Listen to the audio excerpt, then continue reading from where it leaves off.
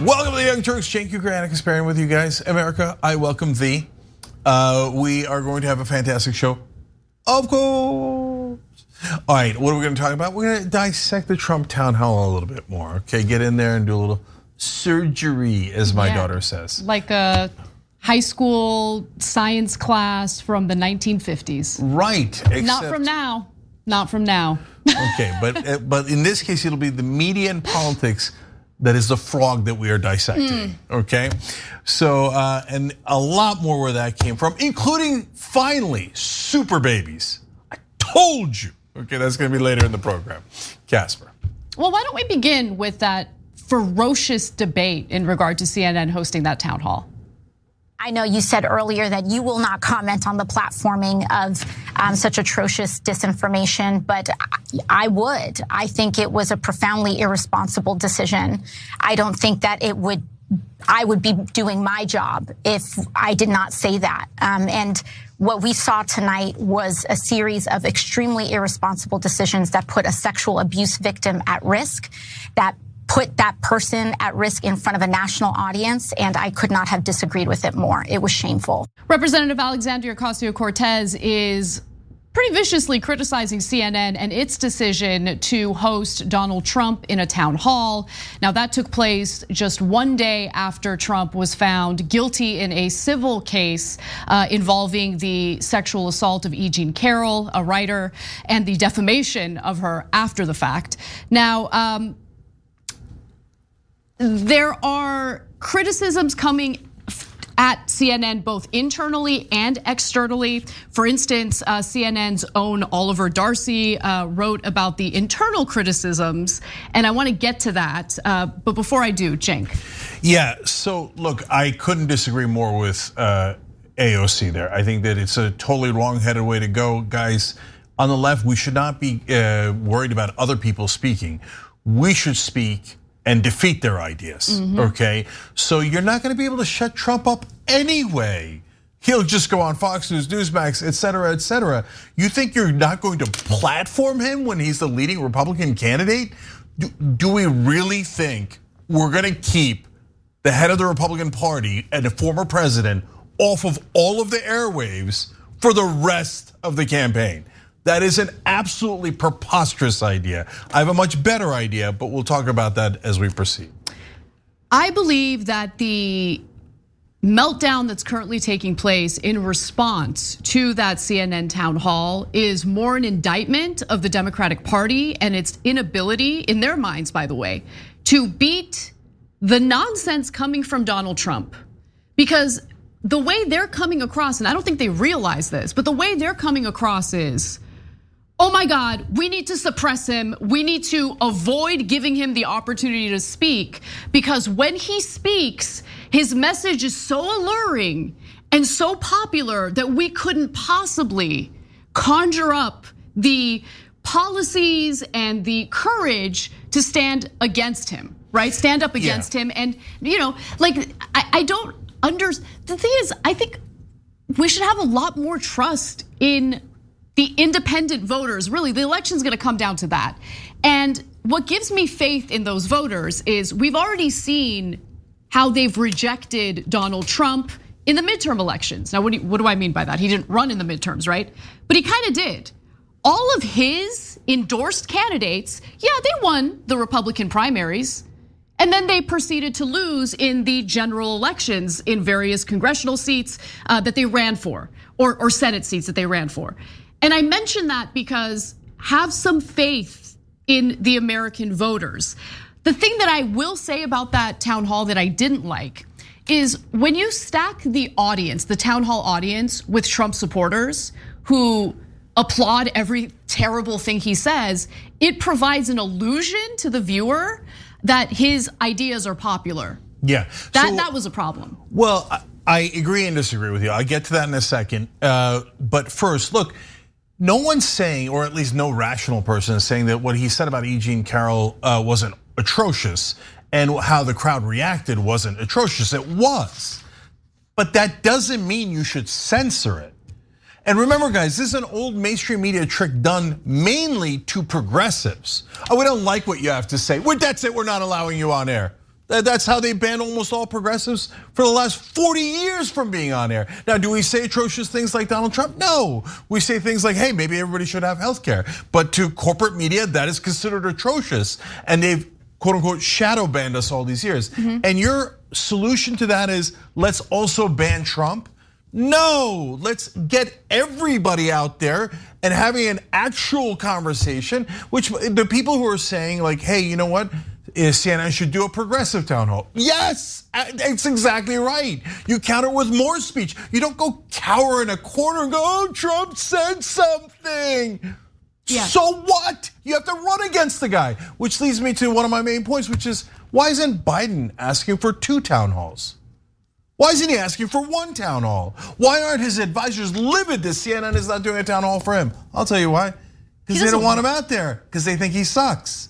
And so when, to Anna's point, when you say, I don't want Trump to talk because he might convince everyone, and I don't want Biden to talk because he's not good at it, well, I got good news for you. You're gonna lose. If you have Biden as the candidate and that's your attitude, you're definitely going to lose. I mean, the Democratic Party has already determined on our behalf, without us having any say, that Biden is our candidate. That's it. No primaries. The DNC doesn't want to hold any primary debates, and we must support Biden. No. Okay, but no. Why? No, exactly. No. Why? Why do we have to sign on to someone? Look, the reason why Biden won, and the tactic he used to win worked the last time. I don't think it's gonna work this time. Remember what his tactic was? Just keep your profile low. 100%. Don't go out there, stay in the basement. And by the way, give Trump enough rope to hang himself. And he did. Biden won. But that's not gonna work this time around, because the memories of how Trump bungled the coronavirus pandemic is no longer fresh in the minds of all American voters. Keep that in mind.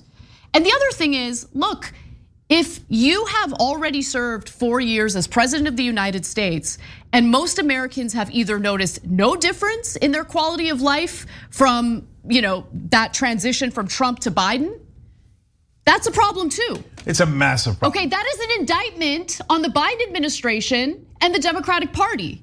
Okay, this is not me saying I like Trump or I can't wait to hear Trump speak. This is me saying the Democratic Party is so weak and pathetic that they would rather suppress a message that's awful, that I do not think is popular with the majority of American voters, than actually, fight back against that message with policies that are more popular and more appealing to the American people. It's pathetic that we think we can't, and hence we are trying to shut Trump up. If I was his opponent, I'd let that idiot talk all day long. Go ahead, Mr. Verbal Diarrhea. Tell us more atrocious things, and let me use it against you with independence. But we have total weaklings representing us in the Democratic Party. Oh, Trump, he said something mean. Well, why don't you say something back? How about you try that? All right, look, if you're wondering what my disagreement with Anna was, she's absolutely right that the crowd makes it seem like his ideas are really popular because it's a totally Republican crowd. And honestly, this is a trick both I've used and Ben Shapiro has used, and then Shapiro used it in the debate against me,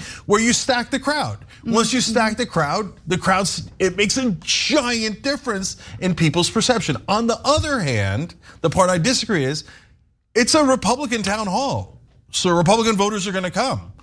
So like, what do you want to do a Republican town hall with Democratic voters? No, I think it would be, in my opinion, and you might disagree with this, I thought it would be far more interesting if the audience was stacked with undecided voters, independent voters, right? Because we know that, look, Republicans are gonna support him. That's it, they're gonna support him, we know that. The elections always come down to the independent voters. So, I hear you, Anna, and that's a great point. And I think their questions should be asked. Oh, and totally agree. And by the way, there's a lot of different formats. You could just do a straight interview. You could do one that Anna's suggesting, etc. But the reason why I don't think there's 2 reasons why I think it made some sense to do it this way is because we're not in the general election. We're in the primary section, and there's a very healthy primary on the Republican side. And now everybody else is getting their ass kicked, right? But they're in there, and there's a whole bunch of them, and DeSantis is supposed to beat them. So if you're in a Republican primary, you talk to Republican voters. Look, guys, we didn't like how the Republican crowd reacted. That means we learned something. Like, because everybody's shocked. Like, I can't believe they laughed at that stuff. I can believe it.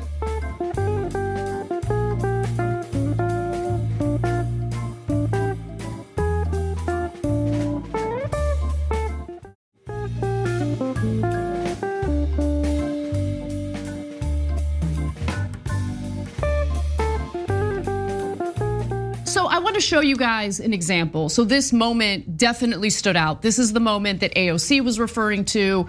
And to be absolutely clear, it is just one of the most atrocious moments of featuring Donald Trump, okay? So it was bad, but the audience's reaction is what made it even worse. Let's watch. We had this great chemistry, and a few minutes later, we end up in a room, a dressing room of Goodman, right near the cash register. And then she found out there were locks on the door. So she said, I found one that was open. She found one. She learned this at trial. She found one that was open. What kind of a woman meets somebody and brings them up, and within minutes, you're playing hanky-panky in a dressing room, okay? I don't know if he was married then or not. John Johnson, I feel sorry for you, John Johnson. Mr. President, can I think of it. I know you're recounting what she said, but Mr. President. Let me just, if I could, because you asked the question. This was a just jury, so you understand, though. if I was walking in at the park, because I was very famous then, and I owned the Plaza Hotel right next door, and I owned buildings around it, I'm not going into a dressing room of a crowded department store. Then I say, if she was being raped, and by the way, they said she wasn't raped. Okay, that was her charge. It wasn't. They found that you sexually abused her. What? Say what? They did. They said he didn't rape her, and I didn't do anything else either. You know what? Because I have no idea who the hell she is. But Mr. President, I don't know who this woman can I is. ask? So he's mocking her. The crowd's laughing. It was horrible, obviously horrible. Our politics happen to be horrible. There's a portion of the country that minimizes sexual assault and abuse of women.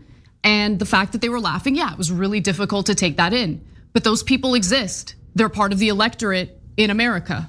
No. And pretending like they don't exist or suppressing them and hoping that it won't come back to bite you later, I think is ridiculous and is not going to help Democrats win a damn thing. Yeah, I couldn't agree more. Hey guys, look, so it's terrible what he said, and I covered it live, and I told you guys instantly how terrible it was, and he smeared her later, etc. And the crowd's reaction, I said at the time, was even worse than what Trump said, because they're egging him on and they're laughing at her nationally. It's disgusting. But those are actual Republican voters, and so. And what's really important about this is that people that are in power, people in DC, people in the Democratic Party, people in media, they still don't get it. That's a third of the country. A third of the country absolutely positively thinks like that and doesn't think there was anything wrong with last night. They look at that clip and they don't think there was anything wrong with that clip. If you got your head buried in the sand and go, I don't see it, and no one else should see it, I swear to God, it's not gonna help. We have to get up and fight back. That's what helps. And guys, for the Democrats that are going out there, oh, well, Biden beat him last time. But when Biden beat him last time, Anna already pointed out Trump was in much worse shape, but Biden was around 50%. Now Biden's at 36%. That is a gigantic difference. So anyone, I get it. A lot of these arguments are made in good faith. I mean, you see that disgusting display on CNN and you get mad at CNN, I get it, right? But that's what I'm trying to tell you is there's a more productive way to do it. You hear an argument, oh, well, Biden did win last time. It sounds pretty good until you realize, well, except he's 15 points lower this time. And that's a monumental difference and almost guaranteed, and he barely won last time by 43,000 votes in 3 states. So it nearly guarantees a loss this time. So we're trying to snap people out of it so we can actually beat this monster instead of hiding in a basement. I want to get to Oliver Darcy, who is an employee of CNN's. He put out a newsletter today, and the newsletter indicates that there are some people working at CNN who are pretty furious at their decision of hosting this town hall. So he writes, CNN and new network boss Chris Licht are facing a fury of criticism, both internally and externally, over the event. So, by the way, Licht totally rejects the criticism, arguing that it's important to hear from all sides, and that Caitlin Collins did a masterful performance. By the way, Caitlin Collins, I think, did the best she could given the situation, because Trump's not interested in a conversation. He steamrolls, he talks over people, and that's what he did to her. And she did a pretty good job fact checking in real time, but Trump's a steamroller. That's exactly what he did. So Brian Stelter, by the way, had a thread regarding how the new head of CNN has reacted to the criticism and what some of the internal criticism has been. You do not have to like the former president's answer, but you can't say that we didn't get them. Licht tells staffers, many of whom are angry about the town hall. Caitlin pressed him again and again and made a lot of news, and that is our job. He also says, while we all may have been uncomfortable hearing people clapping, that was also, this is what you said, Cenk, an important part of the story. And then he adds, because those folks represent a large swath of America, and the media screwed up by missing that part of the story in 2015 and 2016. And I think he's right about that too. I mean, it's true. I mean, I definitely missed that in 2016, which is why Trump's win was such a shocking event on election day of 2016. Yeah. So look, I did videos saying, watch out, I think Trump's gonna win in 2016. And I said it on ABC, and the reason I said it is because ignoring these guys doesn't make them go away. I went across the country, all I saw was Trump banners. No, nothing in the swing states for Hillary at all. And everybody said, don't worry, Hillary is definitely gonna beat him. They were wrong that time, they're wrong this time. And look, I'll be honest, I wish we had a steamroller on our side. Now, when you're a steamroller, you don't have to say terrible things. You could say good things. You could say, hey, why don't we have paid family leave when 84% of Americans want it? Why can Estonia afford 82 weeks of paid family leave? We can't afford 1 day? Okay, you could steamroll in a positive direction, but the Democrats don't have any steamrollers, at least in Democratic leadership and corporate Democrats. They're all useless. They're like put. Final thing I'm gonna say about this, because I think this is important. Trump was stupid enough to brag about how he's responsible for the reversal of Roe v. Wade, which is not popular. Yes. Give him enough rope to hang himself, and then have a message that is far more popular than his. That would require Democrats to actually want to do something to improve people's lives. And I'm not talking about small businesses' lives or corporations' lives or executives' lives. I'm talking about ordinary people, okay? I'm not talking about government contracts to private companies to do infrastructure projects. I'm talking about real material change to improve people's lives. Give them something to vote for rather than something to vote against. And they're unwilling to do it. Right? I mean, Biden bragging about the incredibly weak policies that he passed. Pharmaceutical companies are already ready to go to war to scrap the Medicare negotiations for just 10 pharmaceutical drugs. And that's like one of the things that Biden likes to brag about. Yeah, it's nothing. It was a total cover your ass operation that helped the drug companies actually keep 99.9% of their monopoly and our inability to negotiate prices. Biden is just a corporate servant. That's an overwhelming fact. It doesn't matter how many times mainstream media lies about it. No one's gonna believe it, they don't believe it now. You can say, Cenk, it's your fault that Biden's at 36%. No, I got news for you. It's called personal responsibility. Exactly. It's Joe Biden's fault that he's at 36% and all of his enablers among the Democrats in Washington. Hey, if you guys don't wanna kick Donald Trump's ass, why don't you move aside and let us do it? All right, let's take a break. When we come back, we'll talk about the big immigration story in the news today. Title 42 is expiring. What does that mean, and how does the Biden administration plan to respond?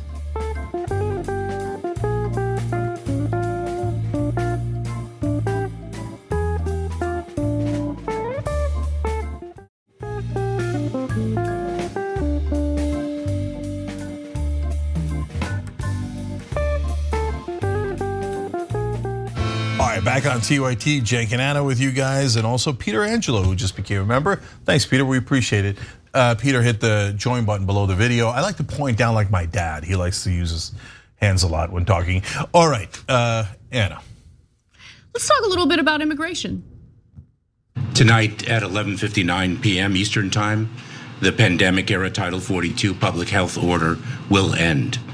Starting at midnight, people who arrive at our southern border will be subject to our immigration enforcement authorities under Title 8 of the United States Code. Here is what that means. If anyone arrives at our southern border after midnight tonight, they will be presumed ineligible for asylum and subject to steeper consequences for unlawful entry, including a minimum 5-year ban on re-entry and potential criminal prosecution. DHS Secretary Alejandro Mayorkas is outlining what the Biden administration intends to do now that Title 42, the pandemic era policy that just automatically rejected asylum seekers, is expiring. Now, Title 8 is interesting, especially since they're now touting that. Title 8 is what the Biden administration had implemented in order to just reject asylum seekers, or a better way of phrasing it is severely limit and restrict asylum as people come to the border. So according to the Hill's reporting on this, what the Biden administration plans to do is take aim at those who travel through Latin America and other parts of the globe on a journey to the United States. The rule requires them to first seek protection in another country along the way that offers asylum. Mayorkas also talked about it during a recent press conference. There's a few more details that I want you to hear from him, and then we'll go to Cenk. Let's watch. Our current situation is the outcome of Congress leaving a broken, outdated immigration system in place for over 2 decades, despite unanimous agreement that we desperately need legislative reform. It is also the result of Congress's decision not to provide us with the resources we need and that we requested. Our efforts within the constraints of our broken immigration system are focused on ensuring that the process is safe, orderly, and humane, all while protecting our dedicated workforce and our communities. I want to be very clear. Our borders are not open. People who cross our border unlawfully and without a legal basis to remain will be promptly processed and removed.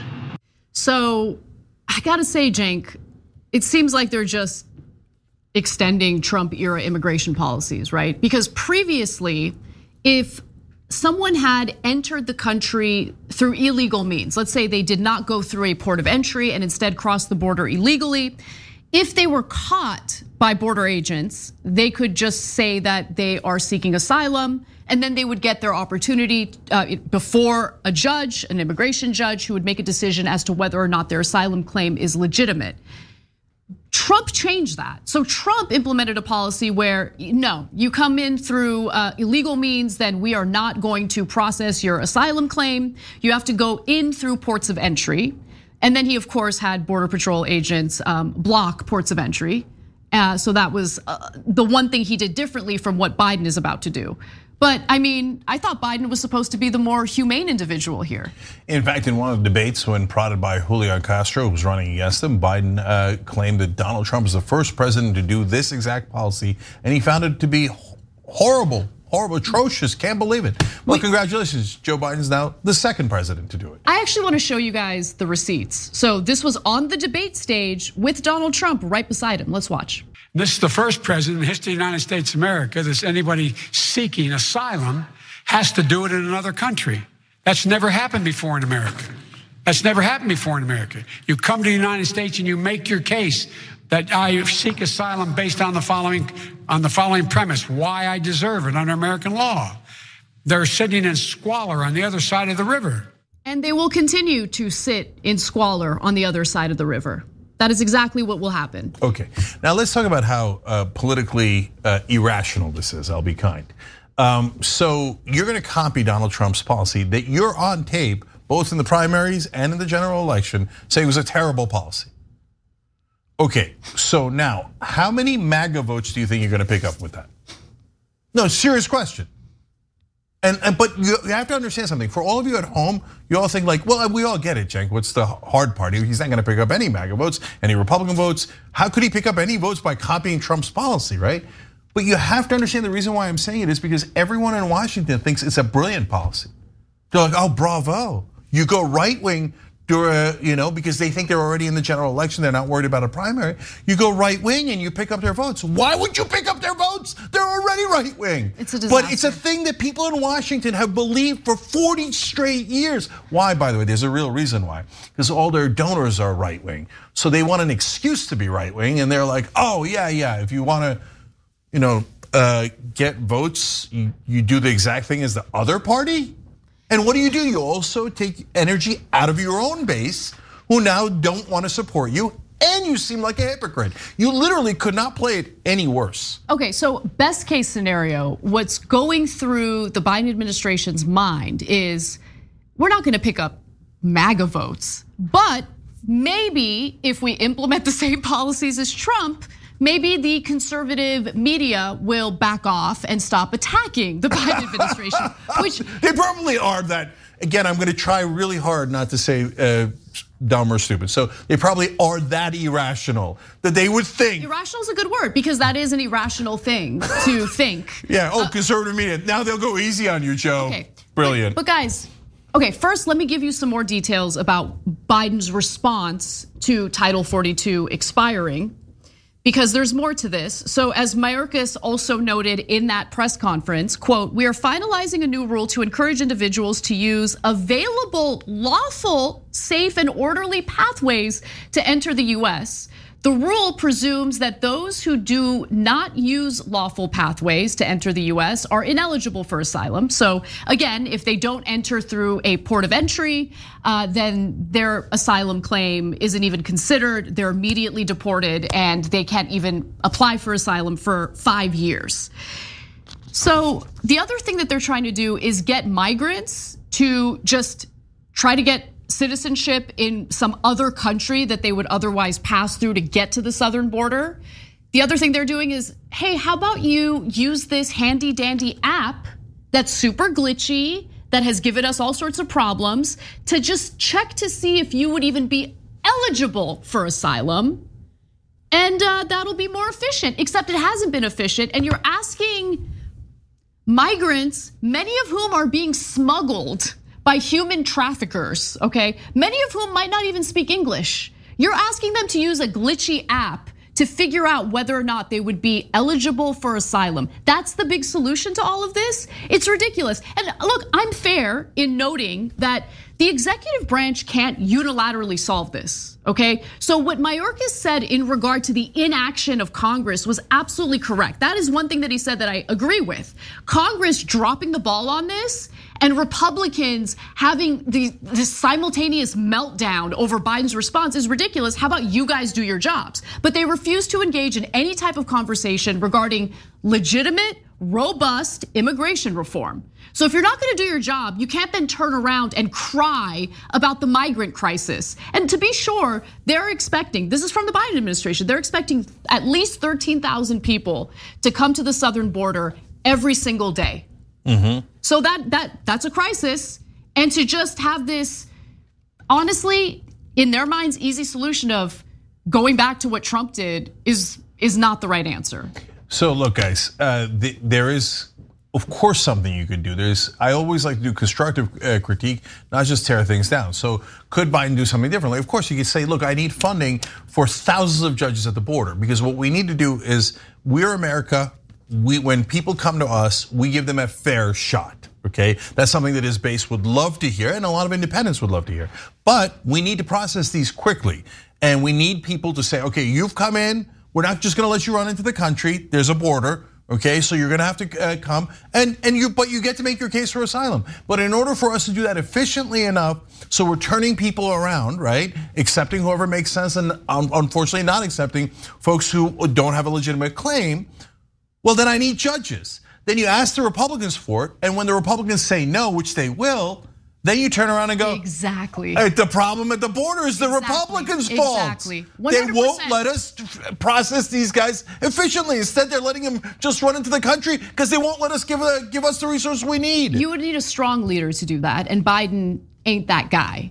And final thing I'll say about this is, Biden's entire campaign in 2020, his whole platform was, vote for me because I'm not Trump.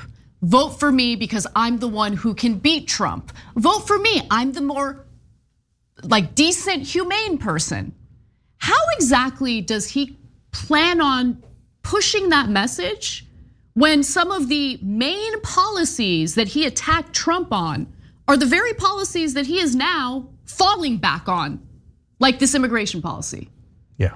A little bit of a liability for his re-election campaign, no? Obviously, except for everyone in Washington. So look, that's the last thing I'll land on, which is to people in Washington, breaking your campaign promises is a savvy thing to do. Right? Like, so for example, they always give credit to savvy politicians who say one thing in a primary and then turn around and say the opposite in a general election. They're like, well, in the primary, you're trying to appeal to your base, so you lie to them. And then in the general election, you're trying to appeal to centrists, etc., so you lie to them. And then when you get into office, the savvy politician doesn't do either one of those things because he lied to all of them. No, that is not winning politics. I know every phony in Washington thinks it is. And it's because they never intended to do anything for you guys. All they're ever gonna do is serve corporate rule. But if you had an actual fighter for you, a real representative, yeah, they're actually supposed to do the things that they promised on the trail, right? But to people like Joe Biden, actually delivering on your campaign promises is just a joke, right? It's a punchline, people are so dumb, they'll never figure it out. And mainstream media will just cover our ass.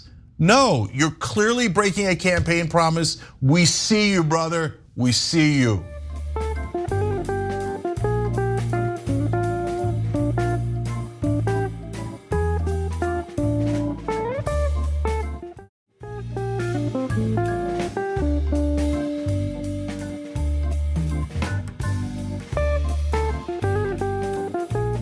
All right, let's talk a little bit about this report regarding the violence toward various abortion providers in states that still have abortion available for women. The National Abortion Federation has completed its annual report on basically the number of violent attacks and threats that abortion providers have dealt in a given year. In this case, they're looking at 2022. And unfortunately, what they've noticed is a pretty significant uptick in violence toward abortion providers, specifically in states that still have reproductive rights in place, that still allow for abortion. So here's what they found. If you take a look at this graph, it'll give you a sense, a comparison between 2021, that's the light blue, and 2022, that's the dark blue. And as you can see in every category that's noted on this graph, the number of these violent acts or violent threats has increased in 2022, and that includes arson, that includes invasion of abortion providers or abortion clinics. Even bioterrorism threats has increased from 0 last year to 4 this year. You have death threats and threats of harm, went from 182 last year to 218 this year. Far more burglaries, there were 13 last year. I'm sorry, 13 in 2021, I should say, and 43 in 2022. Same with stalking, you see an uptick there. There was only 28 in 2021, and now there was 92 in 2022. So you can see that trend. And what the report also notes is that since abortion providers shut down in various states that have effectively banned abortion, the anti-abortion activists have gotten far more active in states that still have legalized abortion. And so we'll get into some of those numbers in just a minute. But Cenk, it is incredible to me, right? Because this kind of violence doesn't even seem to register in the national consciousness these days. Exactly right. Look, it's a form of terrorism. They're trying to intimidate people. There's hundreds of cases of stalkings of these poor women at their most vulnerable state when they're making a super tough and personal decision. And these people come in and terrorize them. But since they're Americans, and about a third of Americans agree with them, the media is super scared to point it out. They just point it out and here's there, okay, it happened. But do they talk about it as a thing we should be concerned about, a phenomenon? No, we're gonna hurt people's feelings, okay? Now, look, one of the things that I can't stand is the double standard. So they're allowed to do that kind of violence and it's considered perfectly normal. Like, oh yeah, there's every once in a while there's a bombing of an abortion clinic. Oh yeah, every once in a while they murder a doctor who performs abortions. Imagine if the left did that to them. if we went into churches that consider themselves pro-life, every once in a while we killed them. We bombed their churches, etc. By the way, do not ever do that, okay? So that would be monstrous and everybody would lose their minds. These terrorist liberals, we have to do something about this phenomenon. The right wing does it. Nobody barely a peep. No, you're totally right. Actually, I'll give you an example, which even though we condemned it on the show, we did not agree with it at all. It certainly did not rise to the level of bomb threats and stalking, right? We covered that story at San Francisco State University where an athlete was giving us a talk to basically discuss how she disagrees with Leah Thomas's participation in NCAA athletics, right? Now, look, whether we agree with her or not, we don't agree with her, but nonetheless, like the reaction from the students there was ridiculous. I mean, they barricaded her in a room for hours. She couldn't leave until the cops came to release her. There was outrage about that, and there should be outrage about that. But why is there no outrage about the fact that abortion providers are dealing with like all these threats, including burglaries, bomb threats, I mean, arson, bioterrorism? Right? There's no coverage of this stuff. If it weren't for this report, I wouldn't even be aware of how widespread this was in 2022. Yeah, and look, the double standards are everywhere. And the fact that people in media don't point it out drives me crazy. So like the crisis pregnancy centers, they're just flat out allowed to lie. So there are these conservative things, they're pretending to take care of you when you're pregnant and you're considering an abortion. When you come in, they lie to you about everything, and they tell you, oh, abortion can cause breast cancer. They should make things up. Oh my God, varmints will take over your house if you get an abortion. I mean, just like crazy stuff. I made that one up, but who knows? They make everything up, right? And everybody goes, oh, that's totally fine. That's totally fine. If you went into Planned Parenthood and they just started lying to you, and they're like, oh yeah, everybody should get an abortion because after getting an abortion, you'll win a lottery. People are like, what? That's outrageous. They should shut them all down, shut them all down. Crisis pregnancy centers are funded by the government in a lot of these red states. We, the taxpayers, pay for them to lie to women in their most vulnerable position, and somehow that's normal. I don't find it normal, I find it outrageous. So let's talk about what's happening in states like California, for instance, where reproductive rights remain intact.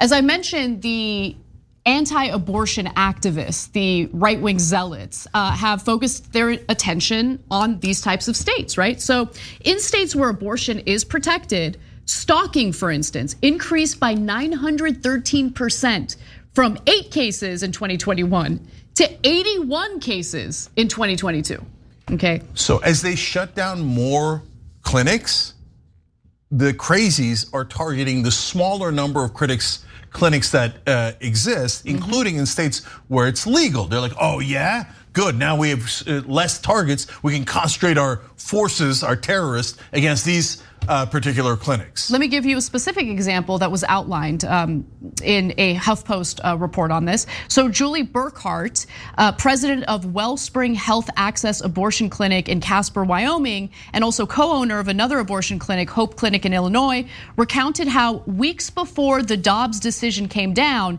anti-abortion extremists broke into her Wyoming clinic and set the building on fire.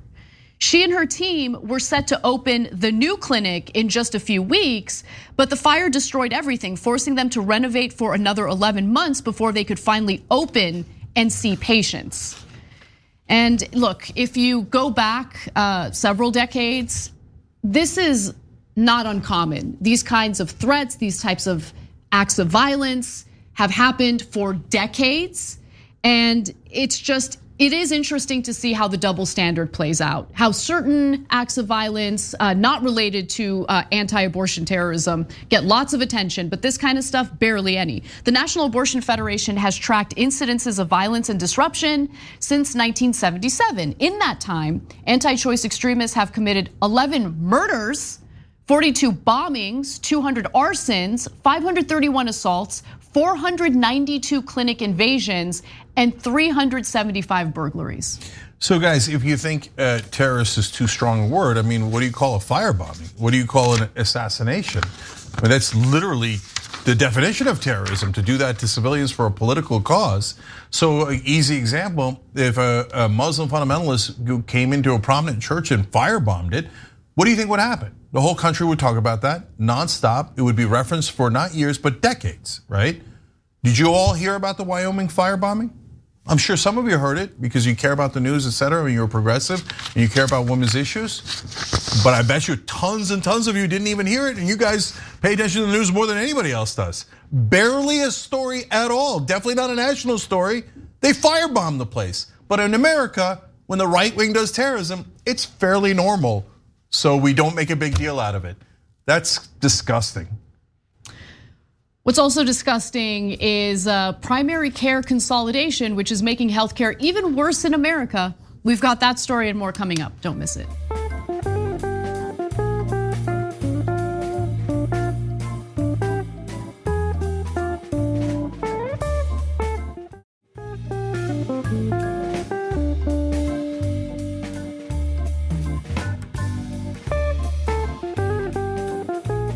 Back on TYT, Cenk and Anna and Cherry Vino with you guys.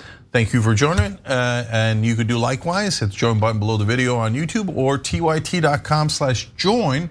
By the way, also check out our podcasting network. So get our shows that way, and there's some audio-only shows as well to check out. All right, Casper.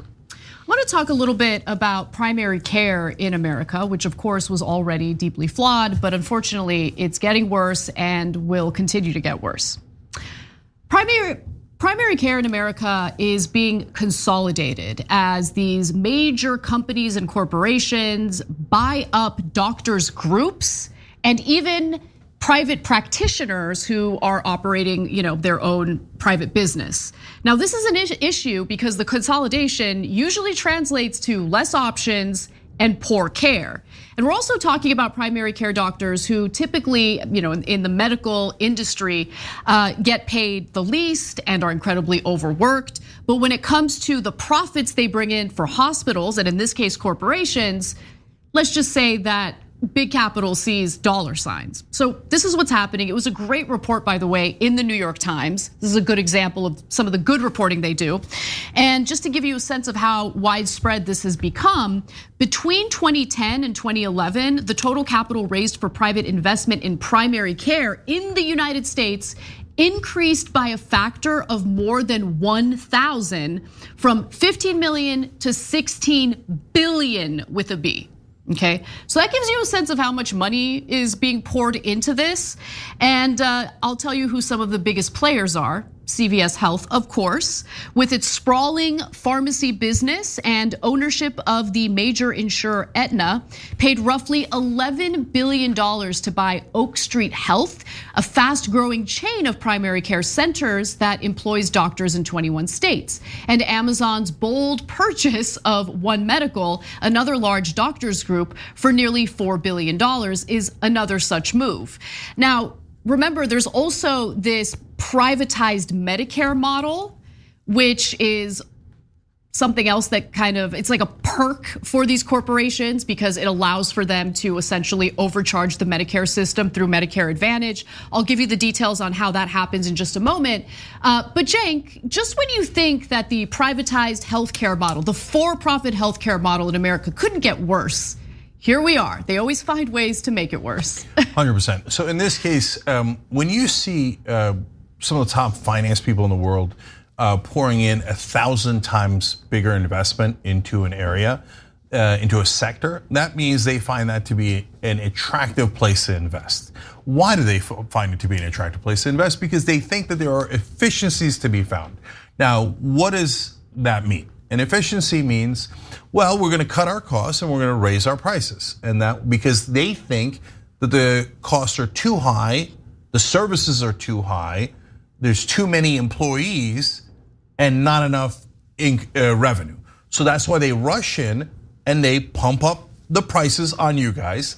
They cut the employees so you have less employees to help you. And then they cut services to you and they go, boom, efficiencies. Yep. So I just made a lot more money by making sure you got way less and you paid me more for it. That's why they're getting 1,000 times the number of investments in there, because they figured out the government ain't gonna help you. Nobody's gonna help you. We could just come in and rob you. By the way, for our audio audience, I totally misspoke, even though I read it clearly. The numbers that I gave you earlier was from 2010 to 2021, not 2011. And so yeah, it went from 15 million in 2010 to 16 billion in 2021. Now, I want to give you a few other examples, including insurance giant United Healthcare, which is of course another clear example of these consolidated services. So United Health Group owns the major insurer that has nearly 50 million customers in the United States and oversees its ever expanding subsidiary, Optum, which has bought up networks of doctors and medical sites. Optum can send patients from one of its roughly 70,000 doctors to one of its urgent care or surgery centers. You guys see how this game is played, right? So essentially they use the primary care doctors to feed more business into the other medical services provided by this like medical conglomerate. That's a good way of thinking about it, right? So if we're thinking about CVS Health, for instance, the primary care physicians who work under the umbrella of CVS Health would then write the prescriptions and urge the patient to fill their prescriptions where? At Costco or CVS Health? They'd fill the prescriptions at CVS, one-stop shop. Find ways to have certain elements of the business feed more business to other elements of the business. Like that's the way that they're doing this. Yeah, that's called synergies. And guys, look, I said they use this to rob you in the past. So what do I mean by that? That sounds, mainstream media would say that sounds hyperbolic. These are lovely, legitimate business interests here. They're just improving efficiencies, et cetera, right? Well, the government is supposed to protect you. That's what regulations are. They're laws that apply to businesses. And they're supposed to be a cop on Wall Street too. And they're supposed to say, hey, here's the minimum number of services you have to offer if you're gonna do X. Hey, you can't create a monopoly. You call it a synergy, I call it a monopoly. It depends though, it depends on the facts, the circumstances, et cetera. But there's supposed to be a cop on that beat to look out for you guys, especially on healthcare where your life is on the line, right? But all the cops, well, they did defund the police. It was just the police on Wall Street, right? And so now, because the Republicans did that, there's no one here to protect you. So they will increase those prices, they will lower the services, they will do all of these things. They'll direct you to only their stuff, not anybody else's stuff, because they're gonna make more money doing that, and no one's stopping them. So Elizabeth Warren is urging the Federal Trade Commission to take a closer look at these deals. Because of the consolidation and the monopolization of the healthcare industry, she feels that the FTC might be able to do something about this. We'll see. I mean, so far the FTC clearly hasn't blocked any of these acquisitions through antitrust grounds, but Elizabeth Warren has noticed it. I would like to see a more aggressive fight in preventing this from happening, from preventing this consolidation from happening. And then the final thing I wanted to just quickly get into was how this is also robbing the taxpayer through Medicare Advantage, which is the privatized model of Medicare, right? It might be publicly funded, but it is privately run. That's how Medicare Advantage works. And so the growing privatization of Medicare is alluring to these corporate giants. More than half of Medicare's 60 million beneficiaries have actually signed up for the privatized model of Medicare Advantage. And the federal government is now paying the insurers, the private insurers that run it, $40 billion a year. And guess what they do? They overcharge, they overbill. That's like the whole model here. Amazon's One Medical scooped up a practice specializing in Medicare Advantage. Only about 5% of One Medical's 836,000 members are enrolled in that federal program, but roughly half of its revenue comes from that tiny slice of patients, according to its 2022 financial statements. It's insane. It's so frustrating. Look, I'll end on a ray of hope. Normally most political stories end with no hope, but in this case, Elizabeth Warren might not be wrong. We'll see. But at least we got a fighter's chance because we're always fair. You see us criticizing Biden a lot, but there's a couple of things he has done right. His labor board is strong, and the person he put in charge of antitrust is pretty strong. Lena Khan, right? Yes. So let's give it a shot. Let's see what happens. Open mind, and there are good folks in there. And by the way, guys, please do nuance. Like if folks tell you, I don't get it, are you for Biden or against Biden? The answer should always be, it depends. What's the policy? Did he do it well or did he do it poorly? So in this case, there's a little bit of hope, and that's about as much as you could hope for in today's politics. Let's take a break. When we come back, I've got more news for you all, including Dianne Feinstein. She needs to resign, like immediately. There was a pretty terrible incident that happened. I'm gonna share it with you. Later though, we're also gonna talk about some union busting, both in the state of Florida and also at Starbucks in Ithaca, New York. And don't forget about the super babies. Right. Those are also coming.